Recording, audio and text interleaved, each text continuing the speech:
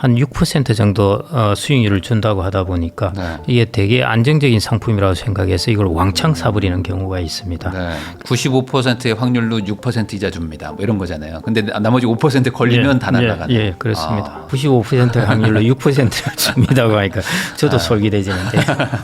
그 나머지 5% 걸리면은 네. 큰일 난다. 그래서 제가 그런 상품이 나왔을 때 이제 두 가지를 꼭 좀 체크하시라고 말씀드리는데요. 네. 첫 번째가 이제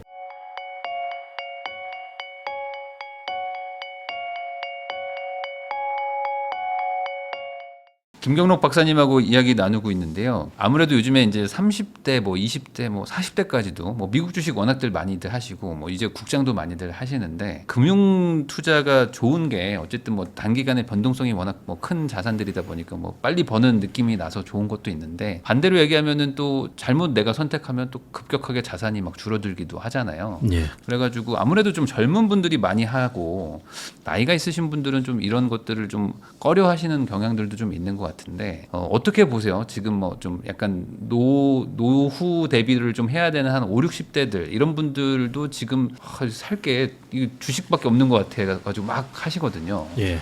이 약간 5, 60대의 주식 투자 이거 어떻게 보시나요? 조심하셔야죠. 조심해야 되니까요. 예, 요즘 많이들 하세요.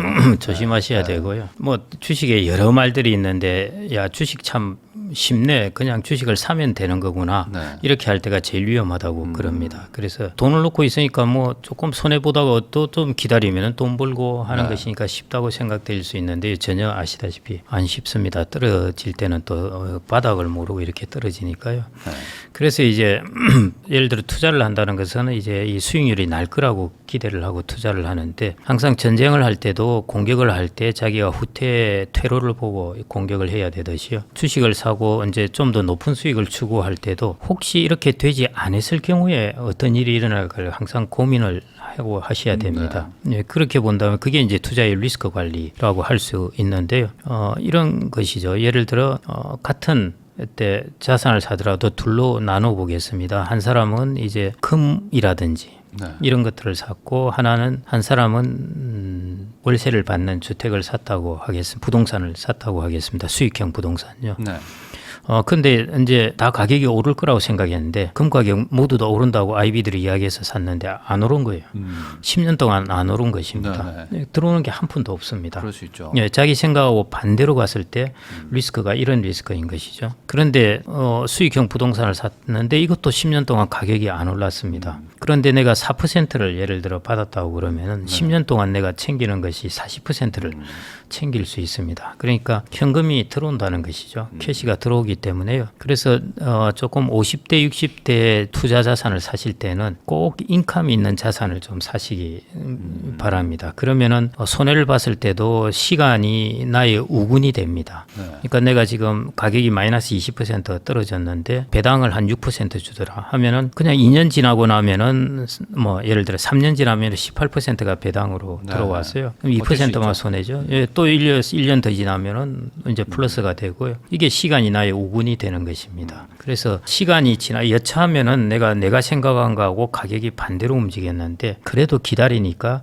내가 손실을 메워줄 수 있더라 하는 것 이런 자산이 이제 리스크 관리가 되는 자산이니까요. 그래서 저는 그런 인컴을 주는 자산들 중심으로 사기를 꼭 권유드립니다. 주식에 물리더라도 우량주에 물리라는 얘기도 있잖아요. 실적 좋은 우량주, 돈 잘 예, 버는 거. 그렇습니다. 작전주에 물리지 맞습니다. 말고. 예, 그게 실적 좋은 게 배당은 하지 않을지라도 네. 수익이 난다는 것이거든요. 워렌 버핏도 제일 중요하게 여긴 원칙이 기업의 수익이 마치 이자처럼 확실한 기업.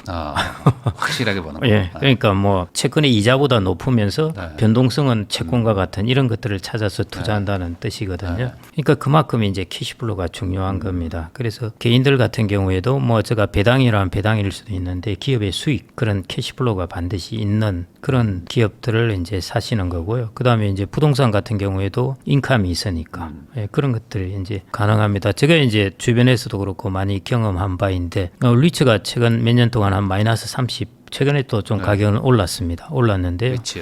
예. 그랬는데 이제 이게 가격상으로는 마이너스 30인데 한 6%씩 배당을 하니까 3년 정도 그러니까 18%를 이제 회수를 한 것이죠. 네.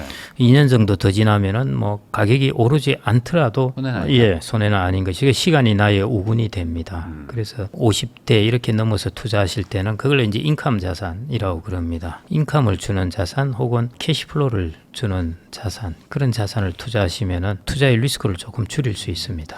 그럼 반대로 이게 50대, 60대 이런 분들이 잘못 투자해가지고 완전히 또 그 경제적으로 좀 힘들어지고 이런 케이스가 또 있을까요? 반대 사례들 했다가 뭐 이렇게 잘못했다든지. 제가 주변에서 이제 그런 사례를 많이 보지는 않았는데요. 네.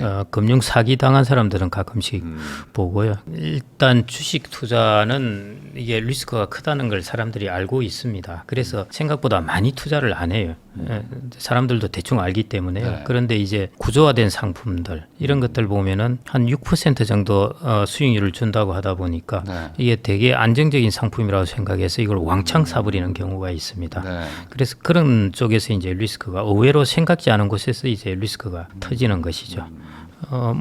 또 비트코인을 산다든지 주식을 산다든지 할 때는 자기 은퇴 자금을 다 넣는 사람은 절대 없어요. 네. 그 중에 일정 부분 조금 넣고 조금 타격을 받는데요. 이런 상품 같은 경우에는 그 이전에 한 2018년 그때 하여튼 그 시장을 시끄럽게 했던 것이 이제 DLS라고 네네. 예, 독일 국채금리에 연동된 것인데 그게 이제 독일 국채금리가 마이너스로 가면서 마이너스 80% 되었었습니다. 그때 이제 이 기사들 보면은 이제 나이가 65세 이렇게 되신 분들이 야 이거 이 저금리 시기에 한 5% 준다고 그래서 내 퇴직금 여기 다 맞아요, 넣었다. 맞아요. 80% 날아가는 것이죠. 예, 그래서 이런 부분이 오히려 더 리스크입니다. 오히려 파생 상품이나 뭐 이런 거 하지 말고 예. 확실하게 그냥 뭐 주식을 사든 예. 뭐 아니면 ETF를 사든 이렇게 해야 예, 된다. 주식을 사면은 리스크가 크다는 걸 알기 때문에 어느 정도 금액을 제한합니다. 네. 그런데 리스크가 낮은 확률로 큰 리스크가 내재되어 있는 경우가 있습니다. 그래서 확률이 낮다는 것만 믿고 들어갔다가 네. 자칫하면은 그런 확률에 걸려버리면은 이제 노후가 다 망가져 버리는 것이죠. 95%의 확률로 6% 이자 줍니다. 뭐 이런 거잖아요. 근데 나머지 5% 걸리면 다 날아가는. 예, 그렇습니다. 아, 사실 근데 그런 게 괜히 안전해 보이니까. 예, 그렇게 이야기를 하니까 훨씬 안전해 보이네요. 네, 그러니까. 5% 확률로 80%가 날아갑니다 하지 않고 아, 그러니까요. 95% 확률로 6%를 줍니다고 하니까 저도 솔깃해지는데. 그 나머지 5%에 걸리면은 예. 큰일 난다. 그러면은 그 5% 그래서 제가 그런 상품이 나왔을 때 이제 두 가지를 꼭 좀 체크하시라고 말씀드리는데요. 네. 첫 번째가 이제 세상에 절대 공짜는 자본시장이 없기 때문에 거기서 제시하는 수익률에다가 예금금리를 빼봐라 해서 예를 들어 6%를 제시를 했는데 2% 예금금리는 4%가 부담하는 리스크라는 것입니다. 네. 4% 부담하는 리스크라는 것은 주식을 한 30-40% 갖고 있는 리스크인데요. 구조화된 상품은 그거보다 가끔씩 더 큰 경우가 있습니다. 그래서 그 리스크가 있다는 걸 한번 계산을 해보시고 그 다음에 이제 두 번째 물어보셔야 될 것이 최악의 경우에 손실이 어떻게 됩니까? 네. 하는 것을 반드시 물어보셔야 돼요. 최악의 경우에 예. 그러면은 뭐 80% 날라갑니다라고 말을 안 해주잖아요 대부분. 해주긴 해줍니다. 해야 되죠. 해줘야 되죠. 맞아요. 예를 들어 1%의 확률로 뭐 원본을 다 손실 그렇죠. 볼 수도 있습니다. 그런데 뭐 1% 확률인데 일어나겠습니까? 뭐 그럴 경우 99%가 성공하는데요. 네. 뭐 이럴 수도 있거든요. 그러면 이게 그런 마음 아닐까? 아무래도 이제 5060 정도 되시면은 뭔가 이제 안정적인 수입은 좀 원하시는데 그렇다고 막 뭐 복잡하게 뭘 관리하고 하는 것도 좀 어려우니 뭔가 어느 정도 좀 남에게 의지하면서 그래도 은행 이자보다는 좀 더 벌고 싶다. 이런 마음이 사실 제일 크잖아요. 물론입니다. 그래서 네. 이제 원본이 보존된다든지 원금이 보장되고 뭐 한 4%뭐 하고 뭐 안 좋을 경우에는 뭐 한 1% 이런 거는 뭐 트라이 해볼 만합니다. 네. 그런데 밑이 완전히 뚫려 있는 것 이런 것들은 이제 좀 조심하셔야 된다는 것이고요. 오히려 그래서 요즘에는 약간 고배당을 그래도 받을 수 있을 만한 뭐, 네. 뭐 종목이라든지 아니면 뭐 이렇게 그런 ETF 위주로 그냥 하시려고 하는 분들도 좀 있는 것 같은데 그런 건 괜찮은 거예요? 예, 저 ETF 괜찮습니다. 예. 리츠도 배당 수익률이 좀 높은 편이고요. 네. 그다음에 주식 종목 중에서도 언제 우리나라가 밸류 프로그램도 이제 작동 이제 하고 있고요. 그다음에 이제 고성장에서 저성장 사회로 들어가지 않습니까? 고성장 사회에서는 계속 돈을 벌면 기업은 투자를 해야 됩니다. 근데 저성장 사회에 들어가게 되면 이제 계속 투자를 하기보다는 벌은 돈을 이제 나눠주게 되는 것이죠. 그래서 배당 문화가 조금 정착이 될 것 같습니다. 주식 종목 중에서 이제 배당 수익률이 높은 것들 이런 것들을 ISA 계좌에 넣어놓으면 이제 분리과세도 되고 하니까요. 그런 식으로 통해서 장기적으로 내가 꾸준히 배당을 얻는 것 그것을 타겟으로 하면 좋을 것 같고 그래서 요즘에 이제 증권사 시스템에 보면은 한 해 배당 받은 것들이 월별로 쫙 데이터 나옵니다. 그거 보고 이제 매월 내가 얼마의 배당을 받았으며 전체 금액이 얼마이며 그다음에 올해 예상되는 배당 플로우도 나옵니다. 그런 이제 시스템이 다 갖춰져 있으니까요. 그런 시스템을 활용해서 내가 받을 배당 금액 타겟을 정해놓고 그다음에 리츠나 주식이나 혹은 뭐 커브드 콜이라든지 이런 것들을 좀 잘 섞으셔가지고 그런 배당 받을 금액을 좀 정해놓고 그 금액 타겟에 맞게끔 이제 조금 포트폴리오를 조정한 뒤 그리고 나서 장기적으로 그냥 쭉 나는 뭐 가격 변동 뭐 변동은 하겠는데 그냥 배당 받는 것으로 일단 당분간 생활하겠다. 그러니까 타겟을 자산 가격의 변화, 자산 가격의 뭐 상승률보다는 내가 받을 배당 금액의 타겟을 딱 두시고 그렇게 운용하시는 게 어떨까 싶습니다. 제가 요즘에 계속 관심이 가는 것 중에 하나가 아까도 이제 자동차 얘기하셨지만 현대차가 요즘 배당 수익률이 6%가 넘더라고요. 요즘 주가 기준으로만 보면은 뭐 물론 그렇게 준다는 보장은 없지만 그러면 이 정도면 충분한 거 아닌가라는 생각도 막 들더라고요. 가격도 좀 낮은 지점이고 하니까 이제 올라갈 가능성도 있고요. 그래서 이제 그런 것들 저도 뭐 앞으로 관세 쪽에서 관세율이 어떻게 될지는 모르겠습니다만은 이제 미국은 그렇지만 또 다른 쪽은 잘 팔고 있거든요. 우리나라 기업 종목들이 최근에 이제 가격이 한 2배씩 되고 하는 바람에 배당 수익률이 좀 떨어지고 그러긴 했지만은 여전히 그래도 배당 수익률이 뭐 4%씩 주고 이전에 4, 5% 주는 거 찾기 어려웠습니다. 근데 많이 높아졌어요 생각보다.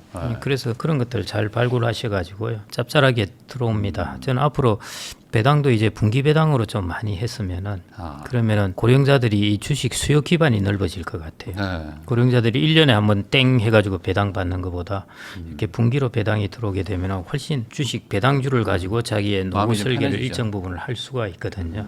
그래서 미국처럼 이제 분기 배당을 조금씩 뭐 삼성전자 그렇게 하고 있는데 조금씩 높여가면은 훨씬 수요 기반을 확충할 수 있지 않을까 싶습니다. 그렇게 되면 하여튼 리츠는 뭐 ETF를 해서 월 배당하는 것도 있고 뭐 2개월마다 배당한 것도 있고 다양하게 하지 않습니까?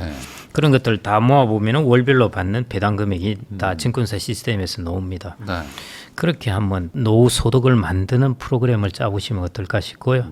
그래서 예금이나 채권도 인컴을 줘요, 당연히. 그런데 그거는 픽스드 인컴이잖아요. 픽스드 인컴이라서 인컴이 적습니다. 그거 뭐 열심히 배치해봐야 좀 금액이 적으니까요. 조금 배당을 많이 주는 것하고 같이 좀 섞어서 배당 플랜 이런 것들을 좀 잘 짜놓으시면 좋겠습니다. 그 안에는 리츠도 들어가 있고 커브드 콜도 들어가 있고 그 다음에 고배당주도 들어가 있고 뭐 이렇게. 그 정도 해가지고 만약에 뭐 6, 7%를 번다 이거에 만족하는 분들도 있지만 사실 이 투자금 자체가 작으면 그걸로는 안 돼 해가지고 이거 뭔가 좀 해야 된다 조금 뭔가를 내가 또 뭔가 뭐 차리든지 해야 돼 하시면서 자연스럽게 좀 뭐 프랜차이즈라든지 뭐 창업으로 가시는 분들도 많잖아요. 그런 분들이 요즘 되게 힘들어 하시는 것 같은데 어떻게 보십니까? 지금 같은 어떤 경제 구조와 이제 산업 구조의 어떤 변화를 보면서 창업을 5060 때 해야 되는 게 맞는 건지 아니면 그냥 어딘가 또 근로자로서 조금 더 일을 하시는 게 맞을지. 제가 이전에 1인 1기 책을 쓴 지가 벌써 한 8, 9년이 되는데요.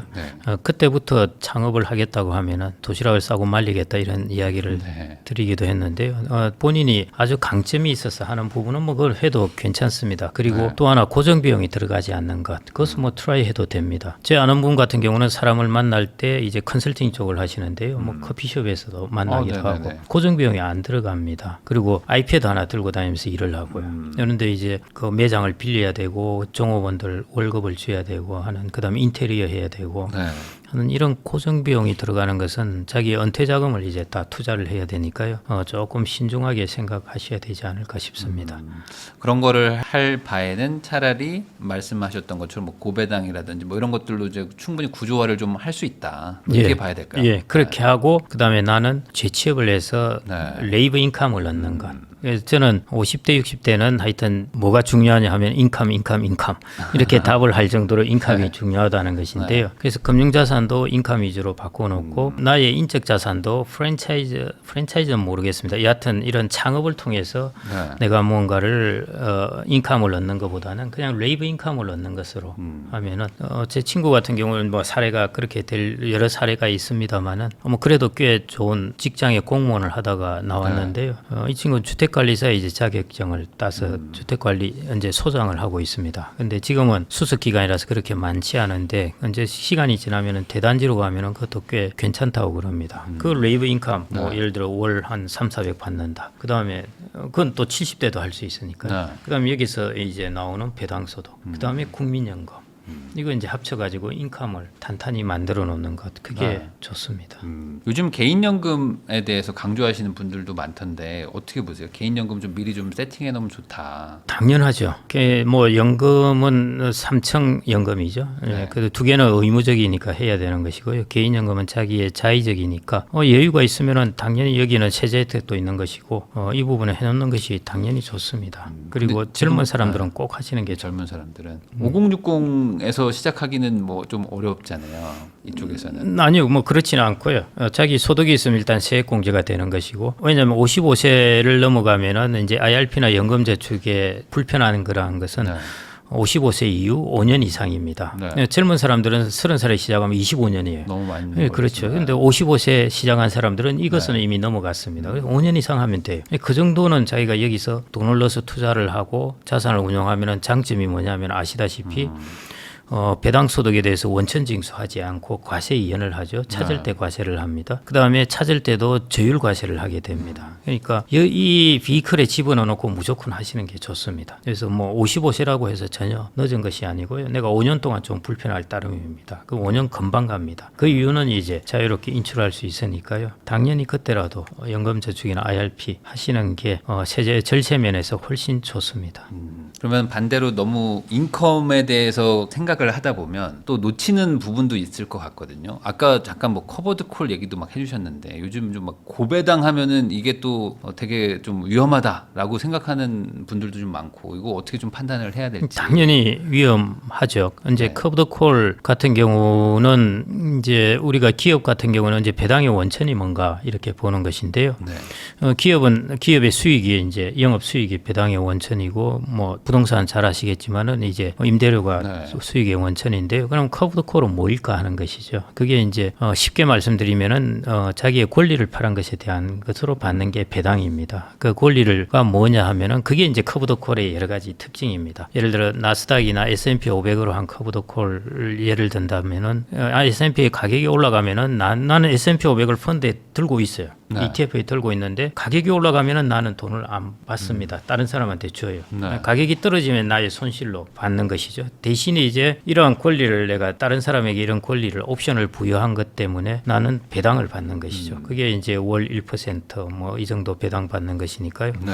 철저하게 어떤 상황에 이것은 의존하게 됩니다. 예를 들어 주가가 계속 오른다 하면은 나는 상대적인 손실이 기회 손실이 있는 것이고요. 주가가 떨어진다 하면은 손실을 내가 바로 입게 되는 것이고 주가가 큰 폭 내에서 이렇게 움직이는 상황이라면은 내가 계속 배당을 받다 보면은 뭐 나중에 이런 것들이 배당이 쌓이면서 꽤 탄탄하게 되는 것이죠. 네. 주가가 떨어지더라도 이제 받침을 할 수 있게 되고요. 그래서 제가 아까 이제 말씀드린 것 중에 하나가 이제 미국 국채 30년물 커브드 콜이라는 것도 미국 국채 금리가 여기서 무슨 5.5 뭐 이렇게 막 뚫고 신나게 올라갈 것 같지도 않고 네. 그렇다고 물가나 이런 거 볼 때 또 미지적연해서 떨어질 것 같지도 않고 그냥 들고 있으려니까 금리도 별로 없고 네. 그러니까 이제 변동성을 다른 사람한테 파는 거죠. 근데 이 변동성을 사는 사람들은 자기의 어떤 포트폴리오 목적 때문에 해야 될 사람들이 있습니다.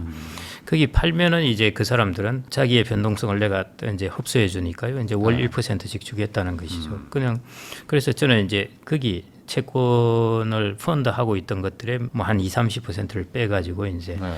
그런 쪽에 좀 배정을 하고 있습니다. 그것은 이제 정확하게 어떤 상황이죠. 제가 평생 이걸 하겠다는 것이 아니라요. 네. 이런 상황에서 당분간 1-2년 동안은 이런 상황이 지속될 것 같아서 저는 하겠다는 것입니다. 그래서 커브드 콜은 철저하게 이런 우리가 그걸 이제 컨틴전시라고 그러는데요. 어떤 사건이 일어날 어떤 네. 국면 이런 때 이제 의존하게 네. 디펜던트하기 때문에요. 그런 것들을 잘 보셔가지고 이제 들어가셔야 됩니다. 음. 그래서 당연히 장점도 있는데 거기에 따른 리스크도 반드시 뭐 S&P 500의 연 기대 수익률이 11% 이러는데 네. 이런 것들이 월 1% 준다면은 거의 S&P 500의 리스크를 가지고 있다는 것이거든요. 네. 예, 그것도 꾸준히 배당을 받는데 그 정도의 리스크를 가지고 있다는 것은 리스크가 꽤 내재되어 있다는 것입니다. 그것은 생각지도 않은 일이 일어났을 때 주가가 폭락을 해버렸다든지 네. 할 때는 그 데미지를 그대로 받게 되는 것이죠. 그러니까 이런 것들도 막연히 많이 준다고 해가지고 하시면 또 큰일 난다. 작년 같은 경우에 미국 국채 30년물 커브도코를 샀다가 마이너스 10, 마이너스 20 이렇게 되셨거든요. 네. 지금 금리가 확 올라버렸으니까. 예, 그거 손실은 자기가 떠안아야 되니까요. 그래서 커브도코를 샀다고 나는 야 안정적으로 배당만 받겠네 했는데 갑자기 그 기초자산의 가격이 한 40%가 떨어졌다. 극단적으로. 그럼 내 자산이 40% 마이너스입니다. 안정적인 배당이 아니라는 것이죠. 그러니까 세상에 공짜는 없다. 예, 아, 예, 예. 모든 게 다 확률과 예, 계산으로 예. 이제 따져봐야 된다는 거죠. 그래서 커브드콜도 뭐 매력적이긴 합니다. 그랬는데 하여튼 이런 조금 더 전문성을 가진 사람들이 이제 아주 길게는 아닌데요. 들어가서 조금 이런 국면에서 내가 좀 이 자산을 운용을 하고 하는 데는 좀 유용하게 쓰일 수 있을 것 같습니다. 네. 그럼 마지막으로 이제 5060 세대분들 얘기를 하고 있었으니까 젊은 시절과 좀 달라지는 것도 분명히 있을 것 같아요. 이제 예전보다 뭐 저도 살짝 느껴지지만 20대랑은 달라지는 게 느껴지잖아요. 신체적으로도 그렇고 뭔가 좀 판단력 같은 것들도 그렇고요. 뭐 안 느끼실 것 같은데 안 느끼시면 안 확실히 되는데 느껴집니다. 이게 뭐 점점 힘들어지던데요. 네. 그러니까 그런 것처럼 뭔가 그 이제 어느 정도 이제 노후 대비를 좀 하고 아니면 이제 거의 끝내고 뭔가 이제 휴식도 하시면서 뭐 적절한 뭐 분산을 해야 되는 이 시기 때 투자의 주의점 뭐 하나 정도만 꼭 한번 얘기해 줄 게 필요하다 하는 게 뭐 있을까요 혹시? 제가 아까 말씀드렸듯이요. 이제 인컴? 예금만으로는 예금도 인컴인데 네. 픽스드 인컴은 너무 안 낮기 된다. 때문에요. 조금 베어리어블한 인컴으로 옮겨가면서 약간 리스크를 지면서 이제 인컴을 가져야 됩니다. 그래서 투자 자산으로 옮겨갈 때 이제 리스크가 당연히 따라다니는데 그 리스크를 줄일 수 있는 방법이 이제 인컴 자산을 갖는 것입니다. 그게 전문적인 용어로 이야기를 하면은 예를 들어 채권이 있는데 채권의 쿠폰 중간중간 이자를 받는 것이 없으면은 채권 만기하고 듀레이션하고 똑같아집니다. 그래서 예를 들어 할인채 같은 경우에는 3년짜리 할인채가 있다면은 듀레이션도 3년이에요. 그런데 중간중간에 이자를 지급하는 이 표채 같은 경우는 듀레이션이 짧아집니다. 그게 실효 만기라고 그러거든요. 그래서 미국의 30년 물 같은 경우 만기가 30년이지만은 듀레이션은 한 20년 뭐 이 정도 됩니다. 그런데 이자가 없다고 그러면은 듀레이션이 30입니다. 네, 네. 그럼 리스크가 커지는 것이죠. 거죠. 그걸 다른 이야기로 하면은 내가 자산을 투자를 했는데 중간중간 캐시플로우로 내가 수취하는 부분이 있으면은 듀레이션이 짧아진다는 것입니다. 그 말은 리스크가 적어진다는 것이고요. 이렇게 비유를 하면은 맞지는 않지만은 베타가 좀 적어진다. 뭐 이렇게 좀 보시면 되겠습니다. 80세쯤 되시면은 아예 그거 자체도 하지 말라는 얘기도 하시더라고요. 이제 그때부터는 아예 변동성 자체에 투자를 하지 마라. 뭐 이런 얘기도. 그때는 이제 투자 자산을 갖는 것은 내가 사회에 좀 더 흐름을 팔로우한다 그럴까요? 네. 사회하고 동떨어지지 않기 위해서 하는 그런 정도로 이제 하는 것도 좀 괜찮습니다. 뭐 소액 정도만. 예, 그런 정도는 괜찮고요. 그다음에 이제 판단력도 떨어지긴 한데 워렌 버핏 보면 95세까지도 하고 그러니까요. 그러면 사람이 일단 치매라든지 이런 것들을 훨씬 줄일 수 있으니까 나의 치매나 어떤 정신적인 그 뇌의 건강을 위해서 네. 어느 정도 좀 일정 부분의 돈 이거 뭐 내가 날려도 괜찮아. 돈 벌면은 좋고 하는 부분으로 일정 부분 딱 갖다 놓고 쭉 하시는 거는 괜찮을 것 같고요. 저희 어머니께서도 89까지 하여튼 주식을 좀 사시고 팔고 그러셨습니다. 네. 그 뭐 충분히 하실 수 있어요. 예, 그렇게 하시는데 이제 내가 나의 어떤 지출 비용을 충당하기 위한 주된 소득원으로 마련하시는 것은 이제 안 하셔야 되고요. 그때 되시면은 거의 자동으로 돈이 들어오게 만들어야 됩니다. 뭐 배당도 자동이긴 한데요. 금액이 확정된 것. 네. 국민연금도 확정된 것이고 종신연금도 확정된 것이고 장수연금도 확정된 것입니다. 그런 식으로 해서 가급적 이제 확정된 이자가 들어오게 만드는 것. 그게 이제 80 고령 후기에 가서는 그렇게 운용을 하시는 게 좋고요. 고령 전기까지는 그래도 어느 정도 좀 조금 높은 배당 소득 이런 것들을 취하셔도 괜찮습니다. 그런데 조금 여유가 되시면은 어떤 분들은 그냥 평생 그냥 배당 플랜을 가지고 나중에 가면 이게 주식의 가격이 올라가면서 배당 금액도 같이 많아지거든요. 네. 그래서 꽤 많아집니다. 한 20년 지나면은. 그래서 그냥 계속 그 배당으로 또 지내시는 분들도 있습니다. 네. 그래서 일단 이제 그걸 앞으로 10년, 20년 후에 계속 배당을 할 것인지 아닐 것인지는 뭐 그때 가서 결정을 하시고 지금 이제 하실 부분이 그런 쪽으로 플랜을 내가 100이라는 것을 예금과 채권을 가지고 내 플랜을 짰다고 그러면은 그 중에 한 절반 정도는 이 플랜을 가지고 서로 섞어서 좀 이렇게 해보시면 어떨까 싶습니다. 네, 결국에 이제 생애의 주기에 맞춰가지고 투자 전략도 좀 바뀌어야 되는 것도 분명히 있는 것 같고요. 그리고 반대로 얘기하면 또 젊을 때 좀 더 투자를 또 적극적으로 하셔야지 노후 대비가 잘 될 것 같다는 생각도 좀 들었습니다. 지금까지 김경록 박사님 모시고 이제 경제 상황부터 어떤 투자를 해야 되는지 다양한 이야기 나눠봤는데요. 이 내용 잘 참고하셔가지고 좋은 선택하시면 좋겠습니다. 그럼 저도 박사님하고 인사 나누도록 하겠습니다. 오늘 나와주셔서 감사드립니다. 네, 감사합니다.